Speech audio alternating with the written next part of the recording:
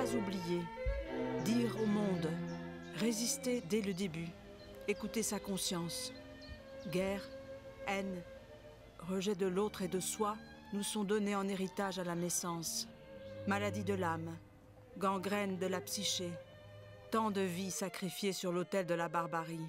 14-18, 40-45, et maintenant, le cœur ne se trompe-t-il jamais? Où tout commence-t-il? Notre vie même advient-elle dans la violence?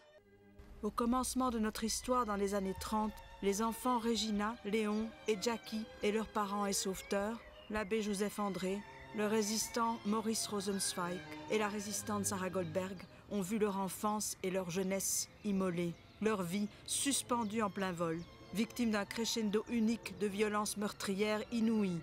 Leur famille, les nôtres, emportés comme fétus de paille dans le pire. Et malheureusement, notre chef des partisans, qui en était malade jusqu'à sa mort, il n'a pas pu oublier cette action. Il a demandé à ces trois partisans de retourner chez ce juif qui devait leur donner une certaine somme, peut-être 100 000 francs, je ne sais combien. Et la Gestapo les attendait et les arrêtait.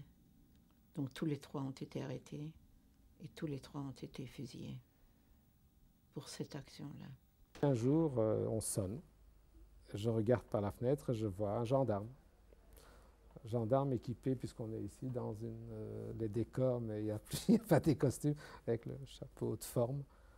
Pris de panique, je descends ouvrir quand même, il monte. Ma mère étant là, il demande qui nous sommes. Et je suppose qu'il a dû se rendre compte qu'il était tombé chez des gens qui se cachaient.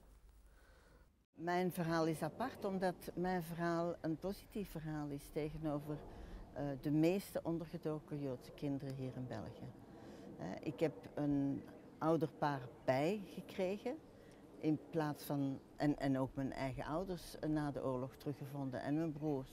Dus ik ben rijker geworden met de oorlog, daar waar de meesten iemand verloren hebben. Je kon ook niet zien aan mij dat ik een Joods kind was, alhoewel dat heel Emixem gedurende de oorlog volgens mij toch wel geweten heeft dat ik Joods was. Ja, ja. En niemand heeft iets gezegd. Ja.